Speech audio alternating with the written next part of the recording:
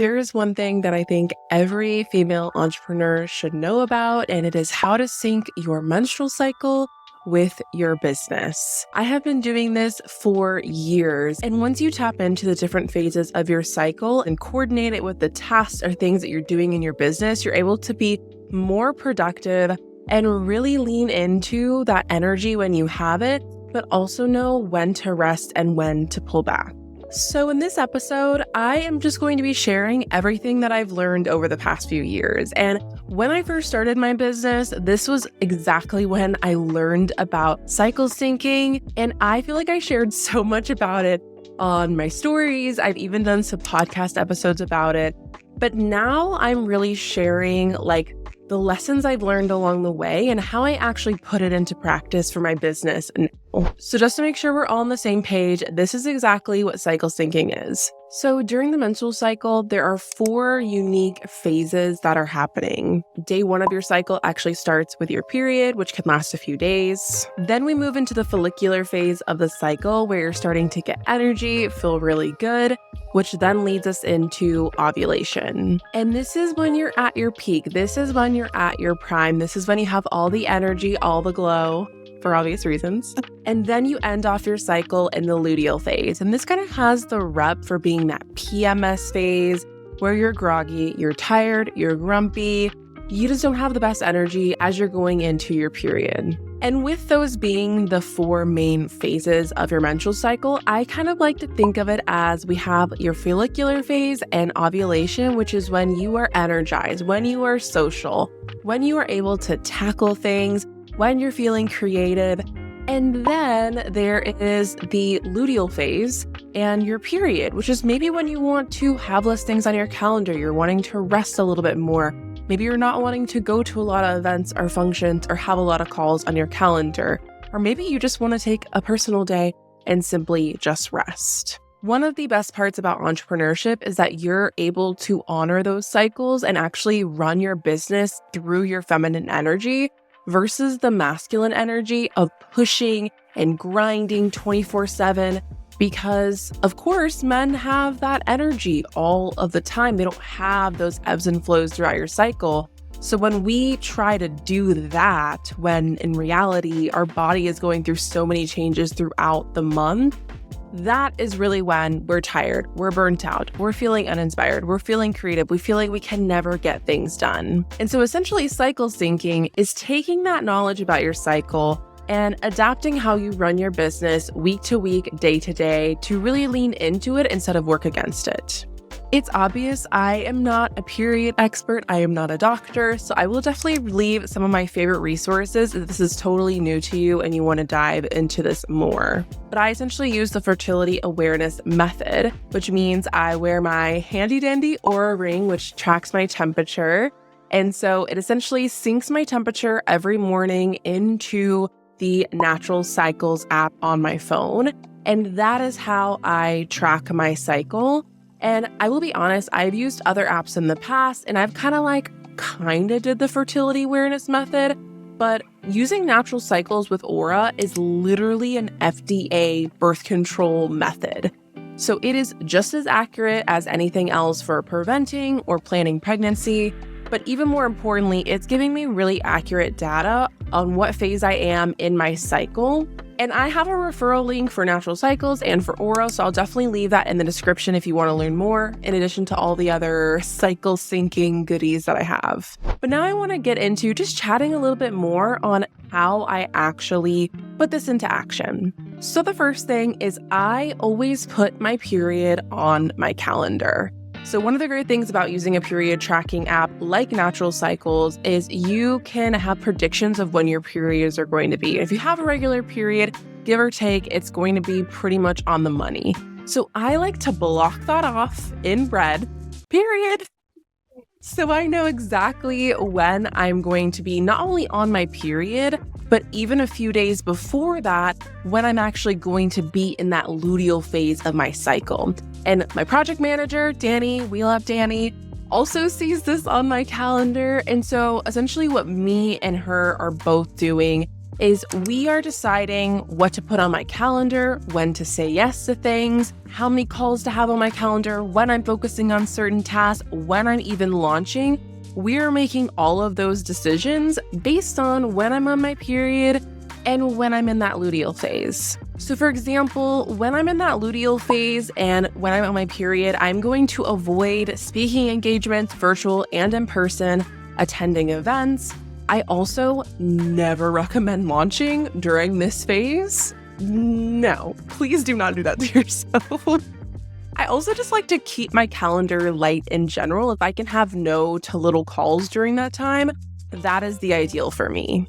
And I also don't like to have a ton of coaching calls or a lot of things that are going to maybe require a lot of brain and mental energy from me, like doing a lot of on-camera work and batching. Something that I wish I would have known sooner is that you will never be able to perfectly sync your cycle. I am never able to never be doing tasks or calls or content or speaking during these phases of my cycle. It is going to happen, but it's more important that I have that knowledge to prep as much as I can, but also go into those things thinking, how can I keep my days lighter around those things that I maybe have? How can I go to bed earlier or prep some extra snacks or have some nourishing tea?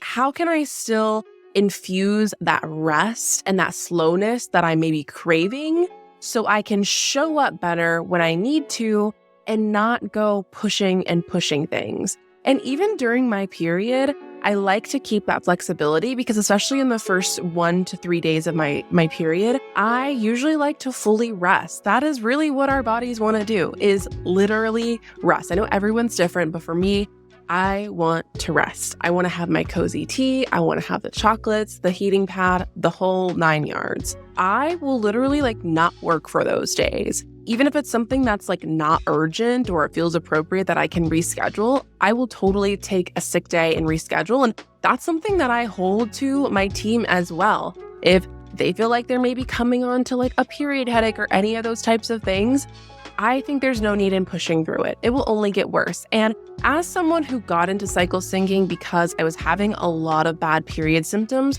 one of them being that I noticed that I was getting migraines around my period. Once I started to rest and not push and overwork myself during those times, in addition to other things, I've been able to rarely have those migraines. So I really think that there's a correlation in how we rest and honor those cycles and how they actually feel. So it doesn't have to feel like literally the worst thing in the entire world. On the other side of the spectrum, when I'm in my follicular phase, when I'm ovulating, that is when I want to do all the things. I want to be launching. I want to be being creative, creating new content. I want to be saying yes to things. I want to have my calendar full.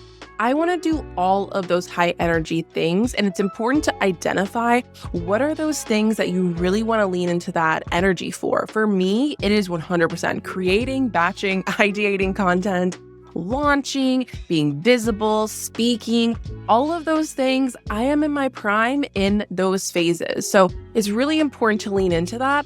I will be honest, I'm going to call complete BS on the people that are doing the posts of I batch all of my content when I'm ovulating. No, that is not how life works. Yes, you can be cognizant of when you're ovulating, when you're in your luteal phase, when you're in your follicular phase. Yes, lean into it, plan when you can. But if it's a Sunday and I'm ovulating, I can guarantee you I am not going to be sitting down to batch content. Do you know what I mean? Like I said, I really think that the luteal and period phase can get a really bad rep. But the things that I do like to do during those phases, in addition to just resting and taking it slower, is during my period is actually when I feel the most clear-minded and the most decisive, and I'm able to make really big decisions in my business. So that's actually a really great time to do those planning sessions, to do that reflecting, to do that big picture planning. Luteal phase, probably not. Do not need to make any decisions.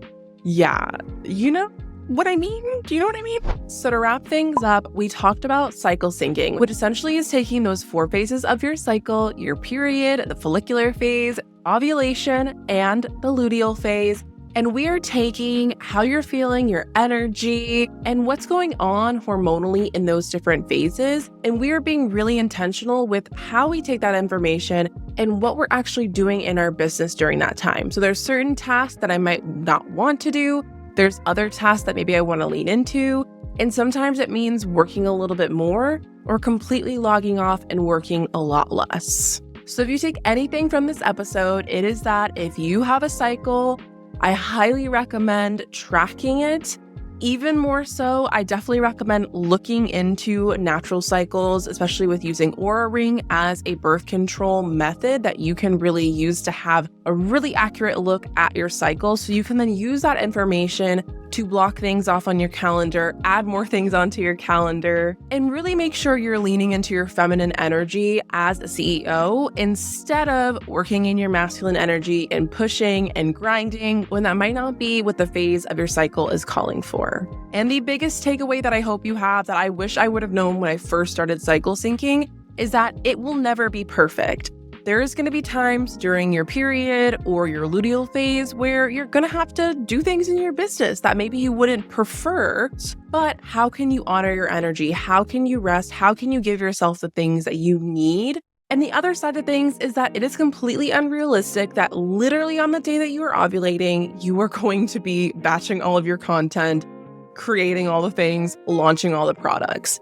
It's really about using this in a very fluid way to inform your decisions instead of trying to be really rigid with it, which is more so the masculine energy thing that we're trying to avoid. So I hope you found this helpful. Definitely let me know. Do you have any other questions or things that I didn't cover? Also, if you do cycle syncing, I'd love to hear how this looks in your business. Like, what do you do differently? How do you implement this into your schedule? And make sure you check out all the resources I'm sharing in the description and the show notes, because those are the experts that are really going to help you. The books, the podcasts, the people that I follow that really truly are experts at this have really allowed it to be something that is just so second nature to me and is hard to truly unthink.